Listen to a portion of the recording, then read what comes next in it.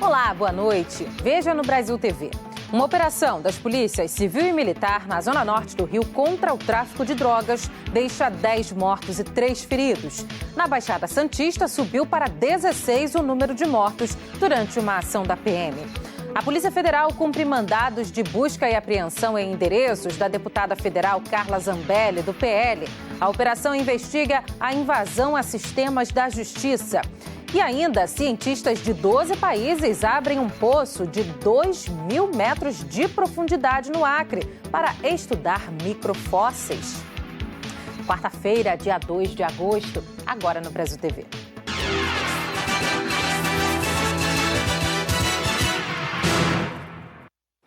Dez pessoas morreram numa operação conjunta da Polícia Civil e da Polícia Militar na zona norte do Rio. Os policiais estão em busca de suspeitos de pertencerem a facções criminosas.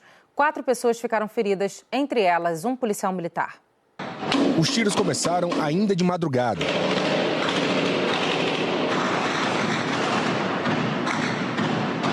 E continuaram durante toda a manhã.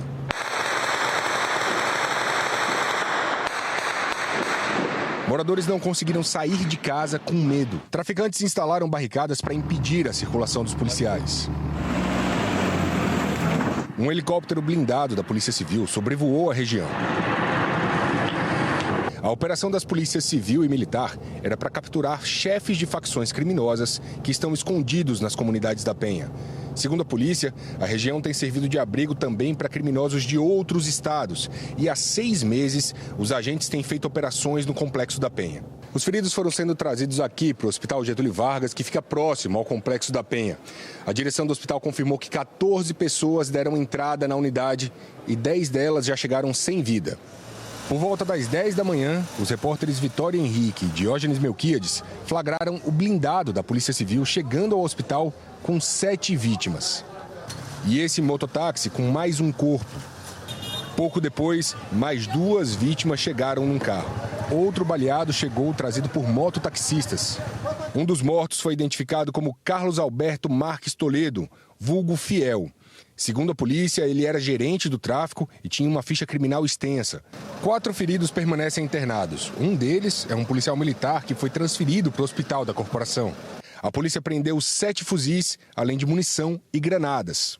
Fomos à região para buscar prendê-los, mas infelizmente fomos recebidos ativos, precisamos de intervir com a devida proporção garantida na legislação que nos permite atuar dessa forma. A opção pelo confronto nunca é das forças policiais, e sim de bandidos que procuram efetivamente subjugar as pessoas que moram naquela região e afrontar o Estado efetivamente. A Polícia Civil de São Paulo prendeu mais um suspeito de matar um PM durante um patrulhamento no litoral paulista na semana passada. Para a polícia, com essa prisão, a investigação está praticamente encerrada. Depois da morte desse PM, a polícia iniciou uma operação na Baixada Santista e o número de mortos chegou hoje a 16. O Ministério Público Estadual já pediu as imagens das câmeras corporais dos PMs. Cauã Jason da Silva foi preso nesta madrugada em Santos, no litoral paulista. Para a Polícia Civil, ele é suspeito de participar do assassinato do soldado da Rota, Patrick Reis, de 30 anos. Ele se apresentou em Santos, demos cumprimento ao mandado de prisão temporária que tinha contra ele, pedido por nós, deferido pela Justiça. Cauã é irmão de Erickson Davi da Silva, preso no domingo em São Paulo e apontado pela polícia como o autor do disparo que matou o PM na comunidade Vila Júlia, em Guarujá, na quinta-feira passada. Além dos dois, uma terceira pessoa já havia sido presa na sexta-feira. De acordo com a polícia, Marco Antônio de Assis Silva era o responsável pela venda da droga no momento em que o Erickson atirou na viatura da Rota.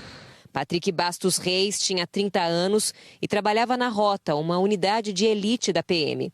A bala atingiu o ombro dele e atravessou o peito.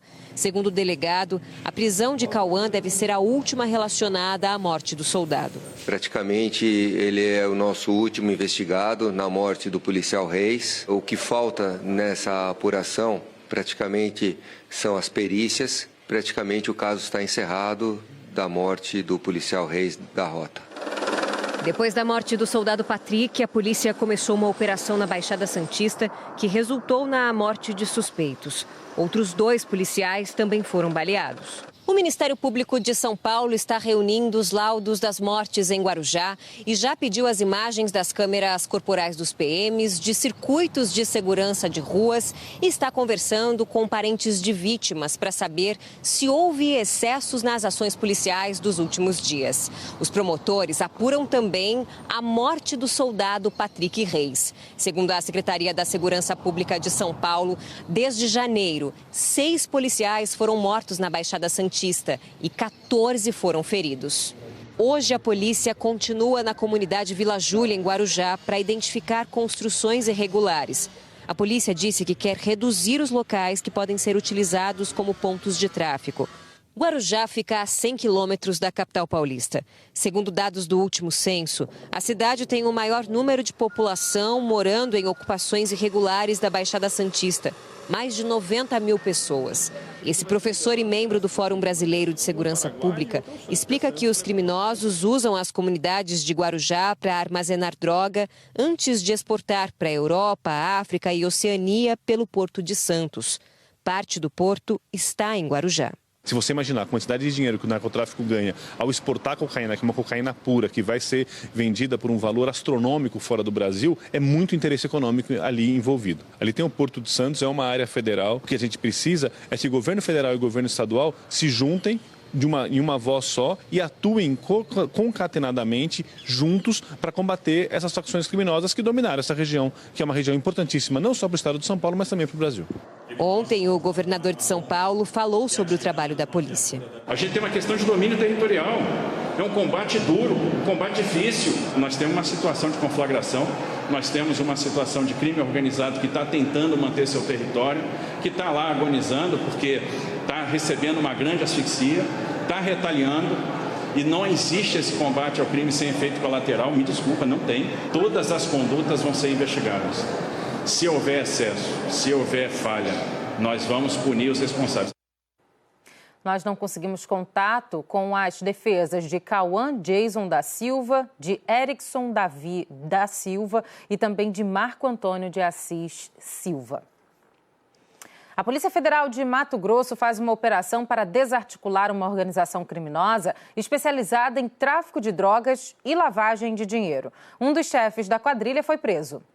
Olá, Marcele, e a todos. Esta foi a Operação Intocável. O nome dado a esta operação foi por causa do principal alvo. Ele era investigado pela Polícia Federal e Polícia Civil desde 2010 e acreditava ser inalcançável. Inclusive, se gabava em redes sociais, dizendo que nem a Polícia Federal conseguia prendê-lo. Hoje, ele foi preso durante esta operação da PF na casa onde mora em Mirassol do Oeste, interior de Mato Grosso. Foram cumpridos também 13 mandados de busca e apreensão e 4 pessoas foram presas, entre elas o homem líder da organização. Vários bens também foram sequestrados pela justiça, como carros de luxo, fazendas, gado e até aeronaves que pertenciam a um dos chefes desta organização criminosa, que atuava no tráfico e lavagem de dinheiro. Durante as investigações foi constatado que os suspeitos tinham um padrão financeiro totalmente incompatível com as rendas declaradas. Eles ostentavam viagens de luxo e até veículos de alto padrão. Esta operação também contou com o apoio do BOPE e da equipe de inteligência da Polícia Militar. Voltamos ao estúdio, Marcele. Em Pernambuco, 6 pessoas suspeitas de matar um torcedor em maio deste ano foram presas. O crime aconteceu durante uma briga entre torcidas organizadas no Recife. Vamos saber mais com Bruno Fontes. 50 policiais civis participaram dessa operação. Dos 9 mandados de prisão decretados, 6 foram cumpridos. Esses 6 homens estavam escondidos em 3 municípios da região metropolitana: Recife, Olinda e Paulista. De acordo com as investigações, eles participaram diretamente desse assassinato contra um torcedor do Santa Cruz. Esse crime foi no dia 21 de maio. O torcedor Lucas Rosendo, de 21 anos, estava dentro de um ônibus, indo para um jogo do Santa Cruz. E, de acordo com as investigações, esses homens armaram uma barricada, colocaram uma geladeira impedindo a passagem do ônibus ali na saída do município de Olinda. O Lucas foi escolhido, de acordo com a polícia, aleatoriamente, porque estavam com a camisa do Santa Cruz. Ele tentou fugir, mas foi alcançado, foi espancado com socos e pontapés. Teve traumatismo craniano e morreu um dia após essas agressões. De acordo com a polícia, esse crime foi para vingar um outro crime que teria sido praticado pela torcida rival do Santa Cruz no mês de fevereiro, quando essa torcida rival teria também assassinado um torcedor do Sport. Então agora essa torcida do Sport rival teria vingado a morte desse torcedor. Os 6 homens estão sendo levados para o presídio e a polícia também está procurando outros 3 homens. A polícia disse que toda a ação foi planejada, desde a saída do ônibus no terminal, no bairro de Olinda, até a chegada no caminho lá, ao caminho do estádio do Arruda. Bruno Fontes, do Recife, para o Brasil TV. No Mato Grosso do Sul, a polícia fez uma operação de combate à violência contra as mulheres. Entre os crimes cometidos pelos suspeitos estão os de lesão corporal, ameaça e descumprimento de medida protetiva. Os policiais foram às ruas para cumprir 50 mandados de prisão em aberto contra suspeitos de violência contra as mulheres. Todos alvos da segunda fase da Operação Bellatrix. 15 mandados de prisão foram cumpridos na capital e 11 em cidades do interior de Mato Grosso do Sul. 3 Lagoas, Corumbá, Aquidauana, Jardim, Ponta Porã, Dourados, Bataguaçu, Coxim, Paranaíba, Fátima do Sul, Nova Andradina e Naviraí. A operação é coordenada pela Delegacia Especializada de Atendimento à Mulher. Conforme a delegada Elaine Benicasa, titular da DEAN, a ação é uma alusão à campanha Agosto Lilás, em referência ao mês da mulher. O nome da operação faz referência à terceira estrela mais brilhante da constelação de Orion e à 27ª mais brilhante do céu noturno. A palavra Bellatrix vem do latim e significa guerreira. De Campo Grande, Oswaldo Nóbrega para o Brasil TV. A Polícia Federal fez hoje uma operação que investiga a invasão de sistemas da Justiça. A Luísa Doyle tem as informações. Oi, Marcele. Um dos alvos é a deputada Carla Zambelli, do PL de São Paulo. No início da manhã, foram cumpridos mandados de busca e apreensão nos apartamentos dela, em São Paulo e em Brasília, e no gabinete na Câmara dos Deputados. Também foram alvos um assessor e um ex-assessor da deputada.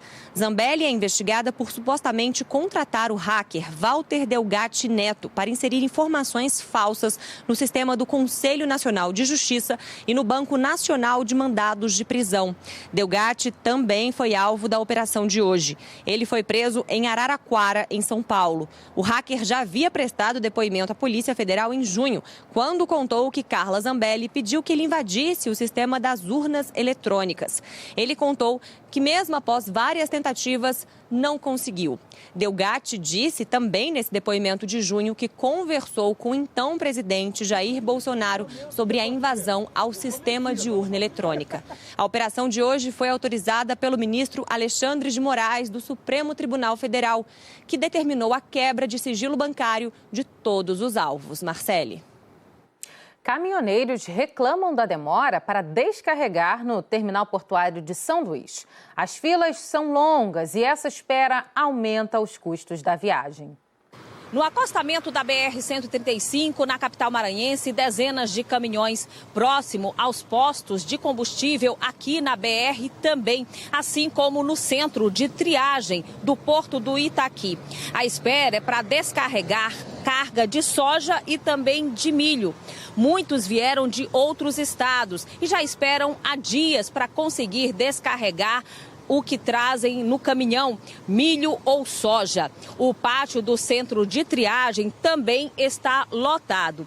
Segundo a Associação dos Produtores de Milho e Soja do Maranhão, a fila de caminhões é por causa da super safra desses grãos neste ano, tanto no estado do Maranhão quanto no país. A produção desses grãos atingiu recordes, de acordo com a Companhia Nacional de Abastecimento.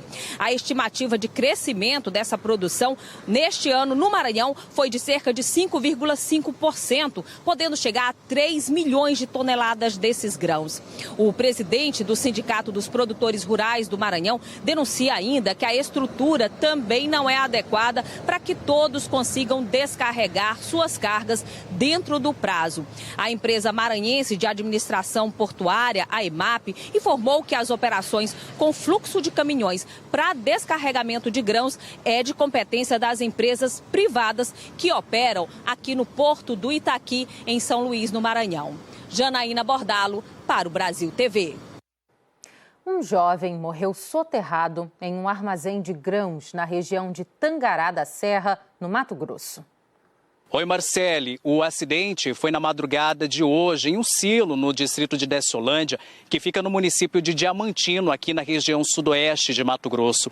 A vítima foi identificada como Michel Maicon Vieira Cavalcante, de 23 anos. O Corpo de Bombeiros da cidade de Tangará da Serra foi acionado para fazer o resgate do corpo da vítima, que morreu asfixiada. Esse trabalho de retirada do corpo durou cerca de 4 horas. Ainda segundo os bombeiros, a vítima foi encontrada sem os equipamentos de proteção. Ainda não se sabe o que provocou essa fatalidade, mas a perícia vai investigar as causas do acidente. Michel Maicon Vieira era natural de Nova Olímpia, mas morava em Tangará. Ele deixa a esposa e um filho pequeno. Só este ano, segundo o Corpo de Bombeiros, foram registradas 16 ocorrências desse tipo de acidente aqui em Mato Grosso. Volto com você no estúdio, Marcele. Tristeza. Bom, a seguir, a competição nacional de automóveis que reúne alunos de engenharia de todo o país. A gente já volta.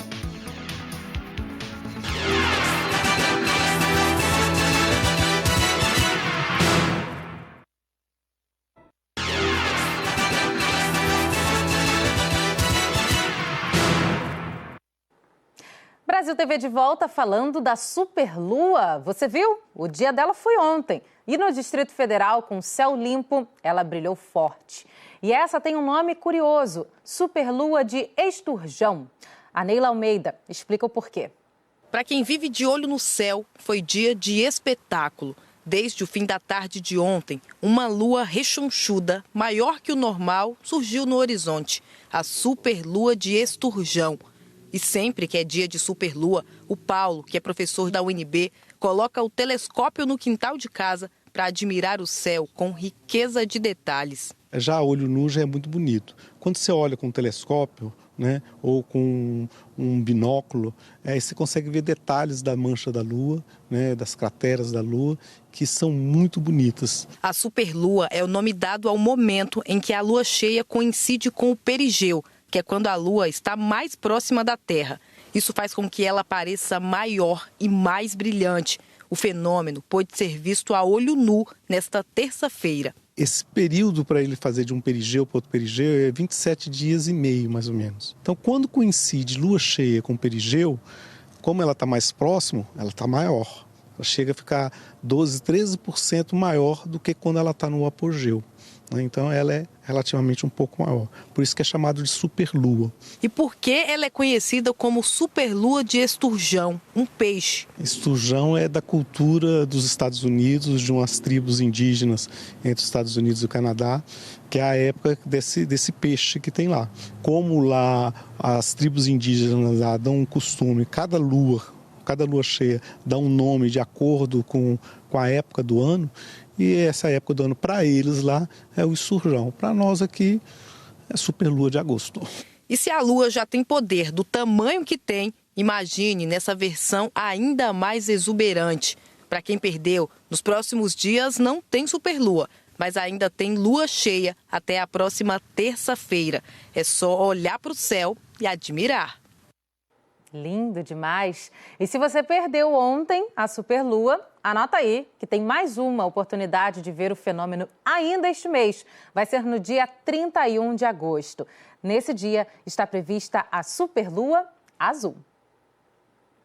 A Amazônia tem a maior biodiversidade do planeta. Agora, já imaginou como era a região há 65 milhões de anos? Pois é, os cientistas de 12 países abrem um poço no Acre, com 2.000 metros de profundidade, justamente para estudar os microfósseis, que vão ajudar a entender o passado, mas também as transformações do presente, como as mudanças climáticas.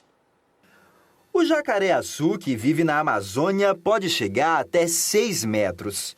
Esse aí media quase 4 metros. O jacaré é muito grande, eu nunca vi um desse tamanho.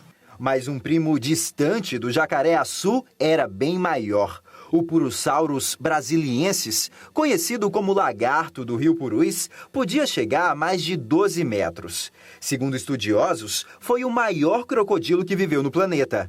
Recebeu esse nome porque o primeiro fóssil do animal foi achado em 1892, às margens do rio Purus, no Acre. O fóssil mais completo está no Museu de Paleontologia da Universidade Federal do Estado. Não é um dinossauro, apesar de que muita gente pensa que é pelo tamanho, né? Mas na verdade é um jacaré que viveu aqui em torno de 10 milhões de anos atrás, numa época muito diferente, geologicamente, climaticamente. O Acre era uma região bem distinta, eram grandes lagos, pântanos. Não são apenas os grandes fósseis encontrados que ajudam a remontar a história da Amazônia. Os microfósseis, restos de organismos invisíveis ao olho nu, também são peças desse quebra-cabeça. Por isso, cientistas de 12 países abrem um poço de 2.000 metros de profundidade no Acre para extrair amostras geológicas como esta e estudar os microfósseis e minerais. O poço é perfurado na cidade de Rodrigues Alves, às margens do rio Juruá, no interior do Acre. O projeto de pesquisa internacional conta com 60 pesquisadores e a participação da Universidade de São Paulo. A perfuração é feita com equipamentos usados normalmente na procura de minérios, óleo e gás natural. Mas os cientistas torcem para não achar esses materiais pelo caminho, por conta de complicações e risco de segurança.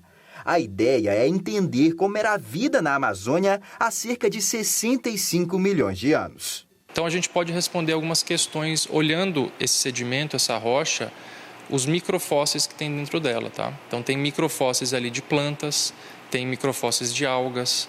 Então a gente pode responder, por exemplo, já chegou um mar em algum momento? Quando ele chegou? Quanto tempo ele durou? A perfuração do poço deve acabar em 3 meses. O material do subsolo será levado para a USP e de lá para uma universidade nos Estados Unidos, onde será analisado por pesquisadores participantes do projeto. Mas os resultados da análise de todo esse material devem levar tempo. É que os pesquisadores querem descobrir características do clima, relevo, vegetação e hidrologia da região amazônica. Os dados do passado podem ajudar a transformar o presente e até o que se sabe sobre as mudanças climáticas. A pesquisa pode nos contar qual era, digamos, a temperatura naquela época, né, qual era a precipitação daquela época, e a gente pode fazer um paralelo com hoje e saber se houve muita mudança no passado em relação ao presente. É muito lindo e muito rico, né, esse nosso Brasilzão. E olha só, gente, estudantes da Univasf estão prontos para participar de uma competição nacional de automóveis que acontece em São Paulo. A Fórmula SAI Brasil reúne alunos de engenharia de todo o país. A meta deles é se classificar para representar o Vale do São Francisco em competições internacionais. Olhando assim, dá para imaginar o trabalho que dá para construir uma máquina dessa de Fórmula 1 que embala as competições internacionais. E se eu te falar que um carro inspirado nessas máquinas foi criado por estudantes do curso de Engenharia Mecânica da Univasf? Pois é, os alunos que integram o projeto Carcará construíram essa máquina aí, do zero. A gente faz não somente o projeto do carro, nós também somos responsáveis pela sua própria manufatura. Então, desde a parte de conceito de projeto até propriamente dito validação e testes, é todo feito por nós. Várias das nossas peças elas são manufaturadas aqui na própria universidade. Nós temos maquinários aqui que é de fácil acesso para a gente, que outras equipes não possuem. Eles estarão participando da Fórmula SAI Brasil, evento que vai reunir estudantes de todo o país para uma competição de automóveis na cidade de Piracicaba, interior de São Paulo. Foram dias, noites e madrugadas de dedicação e muitas dificuldades dribladas até o resultado final. Um carro com motor de 400 cilindradas e 30 cavalos de potência. 8 meses. Esse foi o tempo que os estudantes levaram para a construção do projeto. Ao todo, 28 pessoas estiveram diretamente envolvidas. A meta deles agora é ficar entre as melhores equipes classificadas para representar o sertão do Vale do São Francisco e o Brasil em competições internacionais. Os estudantes participarão de provas estáticas e dinâmicas, que vão avaliar quesitos como segurança, questões técnicas, aceleração e eficiência. Depois de tantas noites sem dormir, estudos e muita mão na massa, eles já estão preparados e inclusive otimistas que essa máquina de raízes sertanejas possa ganhar destaque internacional. O nosso potencial é fortíssimo, a gente está indo com um carro que é competitivo, que é um carro que é muito bem acabado, com um carro que é bem construído e que é confiável.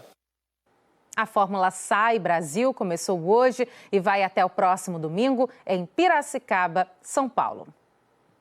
O Brasil TV fica por aqui. Outras notícias no Jornal Nacional, hoje um pouco mais cedo, às 8 da noite, hora de Brasília. Uma ótima noite para você. Até amanhã.